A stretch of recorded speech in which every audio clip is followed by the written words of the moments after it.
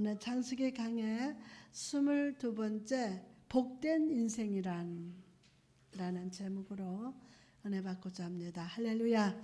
오늘도 귀한 주일을 허락하시고 이렇게 은혜를 나누게 하신 하나님을 찬양합니다. 봄의 기운이 겨울의 추위를 떨고 있던 자연을 다시 생명으로 충만하게 하듯이 오늘 이 말씀이 지난 한 주 동안 살면서 딱딱해진 마음과 영과 육 속에 하나님의 은혜와 생명으로 충만하게 하실 줄 믿습니다. 영국의 구주라고 하는 여자가 특권을 얻어서 평생 바라던 영국 여왕을 만나는 기회를 가지게 됐다고 합니다. 일생 중 처음이자 마지막 때는 소중한 기회입니다. 그녀는 여왕을 뵈러 가면서 사랑하는 고양이를 데리고 갔습니다. 고양이는 궁전에 들어가자마자 냄새를 맡는데 쥐 냄새를 맡았어요. 그래서 이 고양이는 쥐 잡느라 막 돌아다닙니다. 냄새 맡으면서 쥐를 잡으러 막 돌아다녀요. 궁궐에서. 고양이는 머릿속에 오직 지 생각밖에 없었기 때문입니다. 아름다운 궁전에 가서도 고양이는 한 번도 여왕의 얼굴을 쳐다보지 않았다고 합니다. 성도 여러분, 이처럼 이 예배 시간은 왕 대신 주님을 만나는 시간이에요.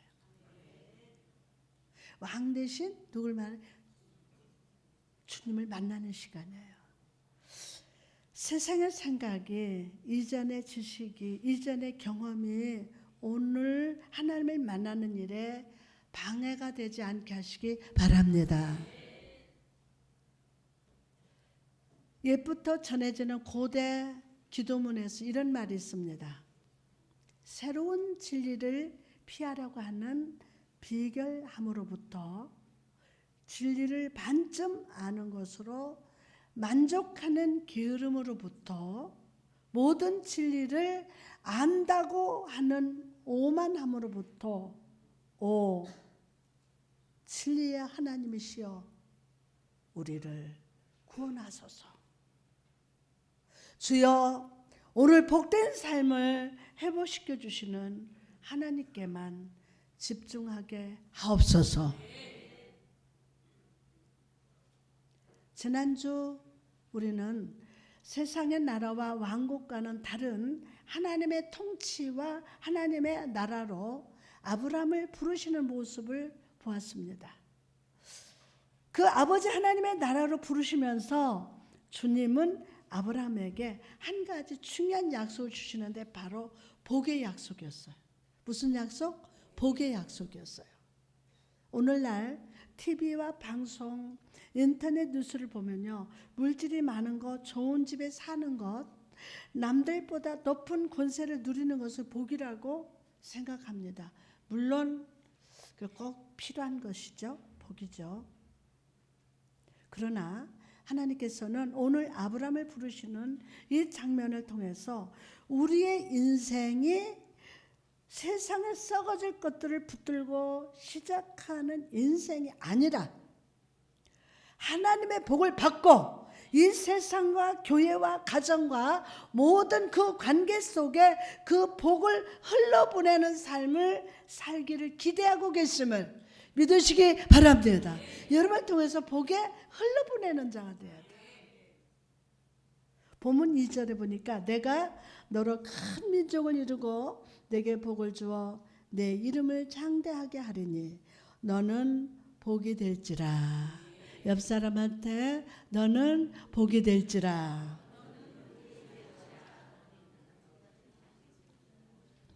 자, 그럼 오늘 본문 속에서 우리가 주목해서 바라봐야 할 진리는 무엇일까요? 자, 첫째로 아브라함이 받았던 복은 무엇입니까?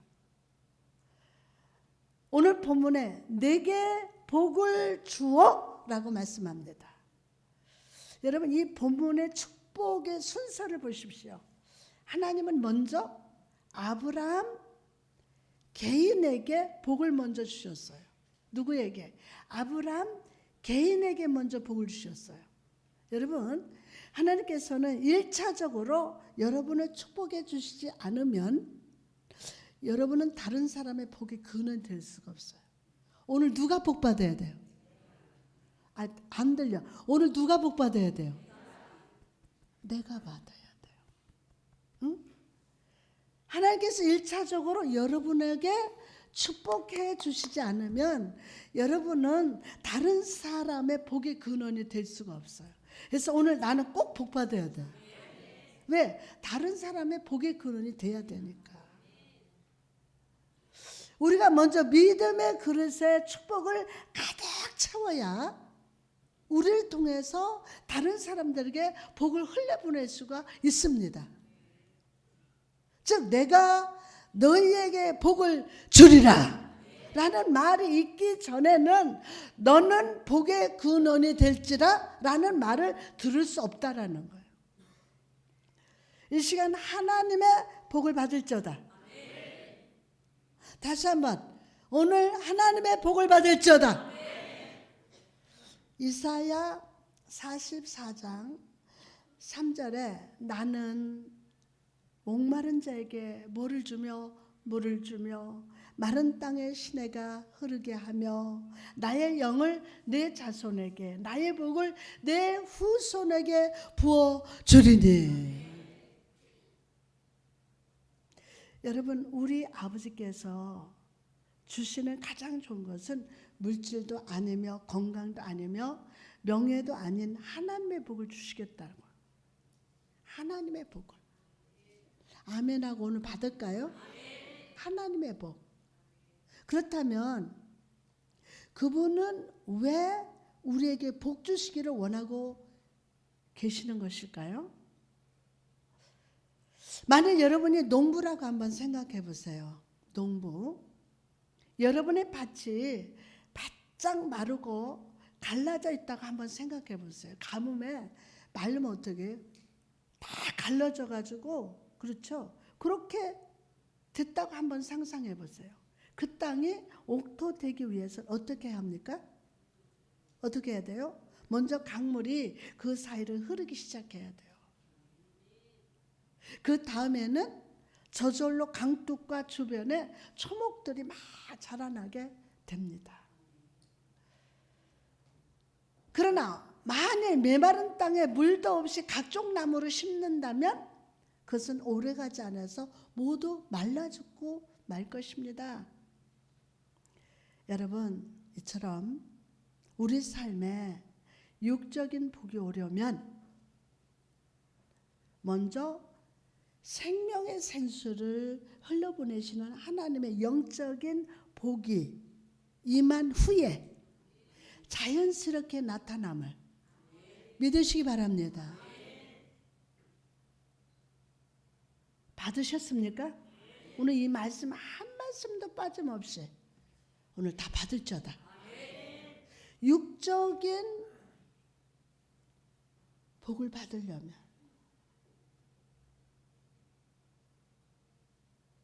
하나님의 영적인 복이 임한 후에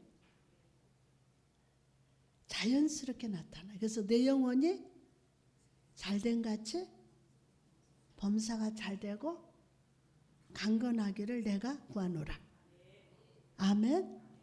오늘 여러분이 육적인 축복을 받기를 원한다면 먼저 영적인 복을 받아야 돼요. 아멘. 그럼 어떤 복을 부어주십니까? 이사야 44장 4절에 보니까 그들이 풀 가운데서 솟아나기를 시냇가에 버들같이 할 것이라. 여러분, 여기서 풀처럼 시냇가의 버들처럼 복이 임한다는 것은 무슨 뜻입니까? 첫째로 그것은 많은 것을 안겨주는 복이 임할 것이라는 뜻입니다. 많은 것을 안겨준다. 여러분은 강물이 지나가는 강둑 주변에 솟아난 풀잎의 수를 하나 다 셀 수 있습니까? 못 세요. 못 세요. 여러분은 시냇가의 보들가지에 붙은 무성한 잎사귀들을 다 세어볼 수 있습니까? 그것을 센다는 것은 도저히 불가능합니다. 따라서 그 축복은 바닷가의 모래알처럼 많은 수의 복을 허락하신다는 뜻입니다. 아멘하고 받읍시다. 두 번째, 왕성한 번식력의 축복을 주신다는 뜻입니다. 만약 어떤 이가 풀잎을 모두 자른다 치더라도 막 낫으로 잘라내고 또 잘라낸다 할지라도 그 풀은 또다시 자꾸 자라나게 됩니다. 곡식의 열매를 맺기 위해서는 반드시 씨뿌림과 보살핌이 있어야만 자랄 수 있지만 풀은요, 보살핌이 없어도 스스로 계속 자라고 막 밟으면 밟을수록 더 일어나더라고요. 막 계속 번식하고 또 번식합니다. 그런 축복을 주신다는 거예요. 그럼 여러분, 이 복을 부어주시는 하나님 앞에 우리는 어떤 자세로 서 있어야 할까요? 어떤 자세로? 약봉강에 서 있던 야곱을 한번 저와 여러분 떠올려 봅시다. 그는 찬사를 붙들고 이렇게 외치고 있습니다. 창세기 32장 26절에 야곱이 이르되 당신이 내게 축복하지 아니하면 가게 하지 아니하겠나이다. 자, 여러분, 이 말을 통해서 야곱은 하나님이 인간에게 복을 내려주시는 분이라는 것을 알려줍니다. 알려줘요. 하나님이 인간에게 복을 내려주시는 분이다. 다시 한번, 하나님이 인간에게 복을 내려주시는 분이다 라고 알려주는 거예요. 또한 인간은 하나님을 인식하면서 그 복을 받지 않고서야 살아갈 수가 없는 의존적인 존재라는 것을 알려줍니다. 다시 말해서 우리가 복된 삶을 살아가기 위해서는 하나님을 인식하고 그 하나님을 의존해야 하는 자신의 인식이 필요하다는 거예요. 자신의 뭐가 필요해요? 인식이 필요하다는 거예요. 자신의 인식. 우리가 그것을 인식할 때 하나님은 우리에게 복을 부어주시는 거예요. 하나님은 인간에게 복을 내려주신다. 그리고 29절 하반절에 거기서 야곱에게 축복할지라 라는 말씀을 통해서 주께 의존하는 모든 자의 간구는 부도난 공수표처럼 헛되지 않고 반드시 축복으로 응답받게 됨을 믿으시기 바랍니다. 오늘 여러분의 모든 기도가 축복의 비가 되어 삶 속에 충만히 넘칠 줄 믿습니다. 아멘. 성도 여러분, 여러분이 마음속에서 하나님께 구하는 복은 무엇입니까? 하나님은 그분 자신입니까? 우리가 무엇을 구하기 전에 하나님과 자신에 대한 올바른 인식을 가져야 돼요. 아주 중요한 거예요. 무엇을 구하기 전에 하나님과 나 자신에 대한 올바른 인식, 이 관계. 에베소서 3장 20절 말씀 보면요, 우리 가운데 역사하시는 능력대로 우리의 온갖 구하는 것이나 생각하는 것에 넘치도록 능히 하시리라고 하나님을 설명하고 계십니다. 이 말은 하나님은 우리가 늘 기도해왔던 것들 혹은 마음속으로 생각했던 것보다 훨씬 좋은 것을 주시는 분이라는 사실을 믿으시기 바랍니다. 그럼에도 우리는 하나님 앞에서 너무나 작은 것으로 만족하면서 이 약속의 말씀을 스스로 제한하려 할 때가 많습니다. 아니, 제한하고 있어요. 제한하고 있어요. 왜 그런데 하나님 앞에서 너무나 작은 거, 아니 작거나 크거나 시도도 안 해요. 시도도 안 해요. 아주 작은 거, 하나님 나 골치 아파요, 골치 고쳐주세요, 이게 아니라 그 이유를 살펴보면요, 원함이 없어서가 아니라 원함이 없어서 하기보다는 실은 하나님 믿지 못하기 때문에. 하나님 믿지 못해요. 동시에 자기 자신 너무나 보잘것없는 사람이라고 생각하기 때문에요. 성령님 이 시간 하나님을 바로 알고 나의 존재를 바로 아는 축복을 내려 주옵소서. 우리는 입으로 하나님께서 나를 사랑하신다고 말하지만 실제로 우리가 하나님 앞에 나아갈 때 하나님께서 얼마나 기뻐하시는지를 알지 못합니다. 여러분, 우리가 기도할 때 그분은 우리의 입 앞에 귀를 대시고 집중해서 들어주시는 아버지가 되십니다. 정말요. 하나님의 음성은 육성으로 들리는 게 아니에요. 하나님 앞에서 이끌어 가실 때는요, 행동이 가게 돼요. 말하게 되고 행동하게 돼요. 그래서 하나님을 바로 아셔야 돼요. 하나님은. 이게 중요해요. 하나님을 바로 알아야 돼요. 오늘 하나님을 바로 알자다. 하나님을 바로 알아야 돼요. 자, 우리 한번 따라하고, 하나님은 우리 아버지시다. 우리의 기도를 들으시는 우리 아버지시다. 응답을 기대를 하지 않고 하나님께 나아가는 부정적인 태도를 오늘 버립시다. 성령님 이 시간 우리 마음 안에 오시사 영적인 기대를 허락하여 주시고 관계의 영으로 충만히 부어 주옵소서. 하나님은 우리가 그 앞에 나가는 것을 대단히 기뻐하시면서 우리에게 가장 좋은 것을 주시기를 원하세요. 그럼 하나님의 여러분을 주시기를 원하시면 여러분은 어떻게 해야 됩니까? 말씀해봐요. 여러분도 원해야죠.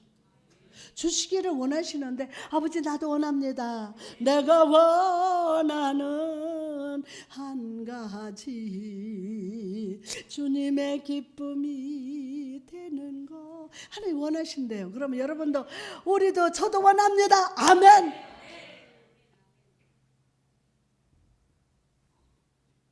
저의 경우에는 하나님께서 조금 구했는데 나타난 결과는 상상을 뛰어넘을 때가 너무나도 많았어요.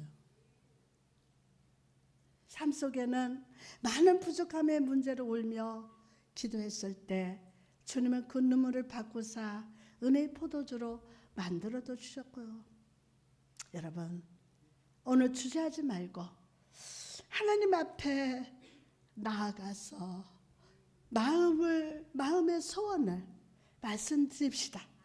많은 사람들이 자신의 병 때문에 예수님께 나갔을 때 주님은 그들에게 연태껏 상상치 못했던 영원한 생명을 주셨습니다. 이처럼 주님께서는 오늘을 살아가는 우리에게 병을 이길 수 있는 힘만 아니라 죄를 이기는 힘까지 주셨음을 믿으시기 바랍니다. 나는 항상 없대. 나는 믿음도 없어. 나는 능력도 없어. 죄를 이길 수 있는 힘도 없어. 그러지 말고 주셨다. 아버지 이미 주셨어요. 이미 주셨어요. 오늘 이 간절함으로 여러분과 저 오늘 함께 구합시다. 당신이 내게 축복하지 아니하면 가게 하지 아니하겠나이다. 따라 시작. 당신이 내게 축복하지 아니하면 가게 하지 아니하겠나이다. 아멘, 아멘, 아멘. 할렐루야. 자, 계속해서 우리는 아브라함에게 부어진 두 번째 복을 살펴봐야 합니다. 그 복은 너는 복이 될지라. 시작. 너는 복이 될지라 라는 것입니다. 저는 이 본문의 옛날 번역을 더 좋아합니다. 너는 복의 근원이 될지라. 여러분, 근원이 무엇입니까? 근원이 뭐예요?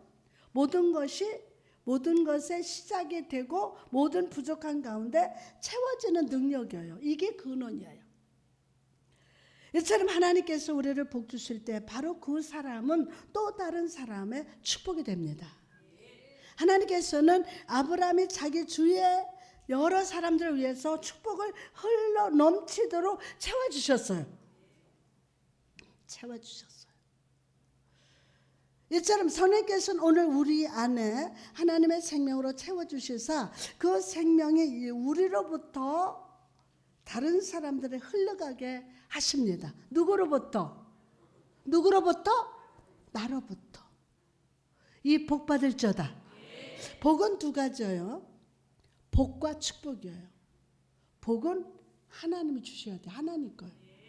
이 복을 받은 자가 축복할 수 있어요. 오늘 하나님의 복 받을 자다. 이 믿음의 선배였던 다윗을 보시기 바랍니다. 그는 하나님이 그의 삶에 부어주신 복들을 혼자 품고 있지 않고 막 백성들에게 흘려보내는 삶을 살았어요. 오늘 18절 말씀에 보니까 다윗이 범죄와 화목제 드리기를 마치고 만군의 여호와의 이름으로 백성에게 축복하고, 만군의 여호와의 이름으로 백성에게 축복하고. 여러분, 우리가 세상을 살면서 해야 할 가장 중요한 사명이 무엇입니까? 그것은 세상을 향해서 축복하는 거예요. 다윗이 화목제를 마치고 백성들에게 축복하기 위해서 나간 것처럼 우리도 우리의 삶의 자리에 여호와 하나님의 복을 선포합시다. 왜 그렇습니까? 왜 그렇습니까? 우리가 하나님의 복의 통로이기 때문에. 하나님의 복의 통로. 누가? 아멘. 그러면 우리는 종종 복을 선포하는 것은 목사님 할 수 있을 것이라고 말합니다. 그리고 내 안에는 복될 만한 것이 아무것도 없다라고 말합니다. 그러나 그것은 잘못된 겁니다. 하나님께서 내 삶에서 역사하시고 내가 예수 그리스도의 십자가로 구원받았음을 믿는다면 우리는 이미 복의 통로다. 복의 통로예요. 그러므로 오늘부터 여러분의 삶의 모든 자리에 복을 선포합시다. 하나님, 우리 가정에 하늘의 능력과 지혜와 은혜로 충만하게 하옵소서 라고 축복하십시오. 여러분의 사업처에 가서도 축복하시기 바랍니다. 주여, 이 사업에 복을 더하사 지경을 넓혀 주옵소서. 사업의 부흥이 임하게 하여 주옵소서. 자, 아침 일찍이 교회 와서 막 여리고성을 돌면서 우리에게 축복이 임할지어다. 원수마귀는 물러갈지어다. 아멘. 일찍 나서 막 기도하는 거예요. 막 강단을 향해서 손을 들고 기도하는 거예요. 그러면 자녀들에게 축복하십시오. 자녀가 지혜롭게 될 겁니다. 자녀들에게 지혜가 임할지어다. 요셉같이 사무엘과 같은 인물이 될지어다. 우리 임마누엘 교회를 향해서 축복합시다. 우리 교회의 기도의 집이 세워지게 하시고 오순절 성령 충만의 역사가 일어날 줄 믿습니다. 할렐루야. 성경에 보면 예수님께서도 우리에게 축복하는 삶을 살라고 명령하십니다. 누가복음 10장 5절에 보니까 어느 집에 들어가든지 먼저 말하되 이 집이 편안할지어다 라고 말하라. 만일 편안을 받은 사람이 거기 있으면 너희 편안이 그에게 머물 것이요 그렇지 않으면 너희에게로 돌아오리라. 그러니까 무조건 여러분 축복할지어다. 자, 교회 와서도 우리 교회 축복이 넘칠지어다. 부흥의 역사 일어날지어다. 한번 해봅시다. 여러분, 이제 새로운 한 주가 시작됩니다. 오늘 하루 여러분의 모든 삶의 자리에서 축복하시기 바랍니다. 그리고 하루 마치고 집으로 돌아왔을 때도 너무 힘들다, 아이고 피곤하다 이런 말보다는 여러분의 남편과 아내와 자녀를 향해서 하나님께서 오늘 복 주시기를 바란다 라고 축복하고 위로하며 권면하십시오. 여보, 참 힘들었죠? 피곤하죠? 오늘 하나님의 평강이 말자다. 아멘. 그럴 때 여러분의 가정이 복될 줄 믿습니다. 이것이 바로 축복의 힘인 줄 믿습니다.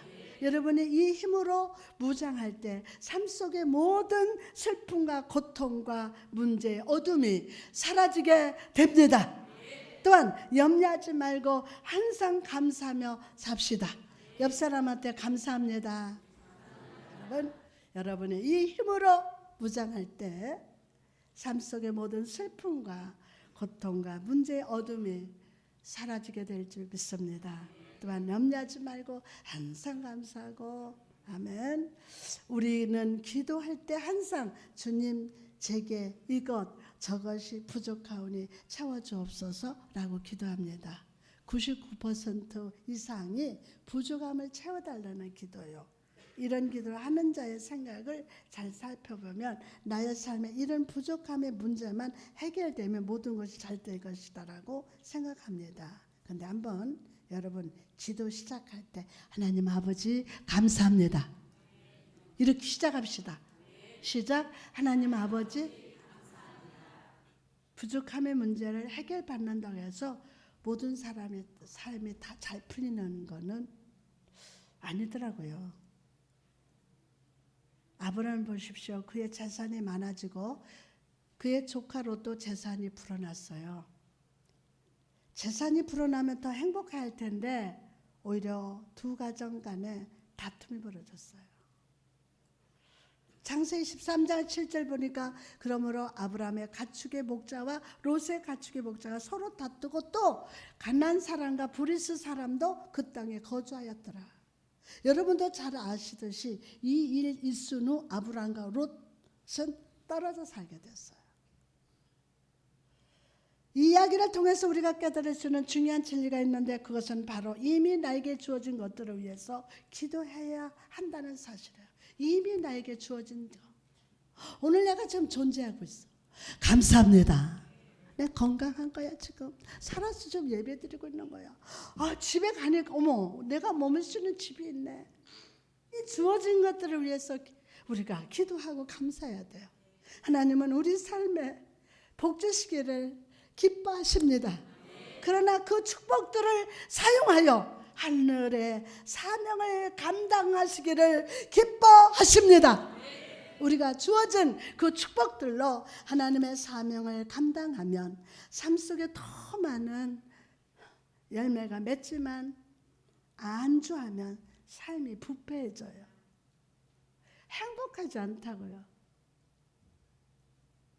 달란트를 받았던 종들을 생각해 보십시오. 5달란트와 2달란트를 받은 종은 그것을 가지고 최선을 다해서 자신의 사명을 감당했습니다. 그래서 원래 있던 것에 배가 되는 이익을 남겼습니다. 그러나 1달란트 받은 종은 그것을 땅에 묻어둠으로 인해서 마음이 병을 들었어요. 마음이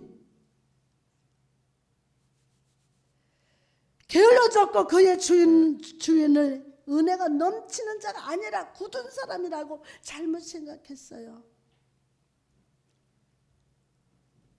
결국 이 종은 주인으로부터 책망을 받고 내쫓김을 당하고 말았습니다. 여러분, 저는 지금 여러분에게 삶을 감당하지 않으면 내쫓김을 당한다고 말하고 있는 것이 아닙니다.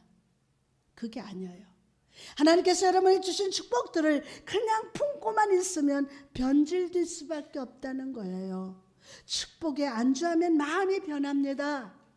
축복 때문에 안주하면 하나님이 아니라 세상을 바라보게 됩니다. 축복에 안주하면 감사의 제목이 아니라 부족하면 더 크게 보이는 것입니다.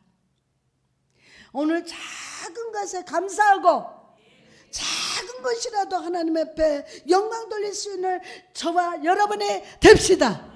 그러므로 오늘 하나님 앞에 이미 주신 축복들을 놓고 기도합시다. 아멘.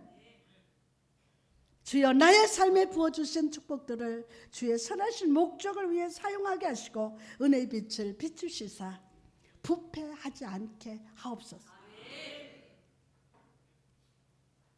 여러분이 이런 기도를 올려드릴 때 여러분의 삶이 아브라함과 같이 영적으로 건강한 삶이 될 줄 믿습니다.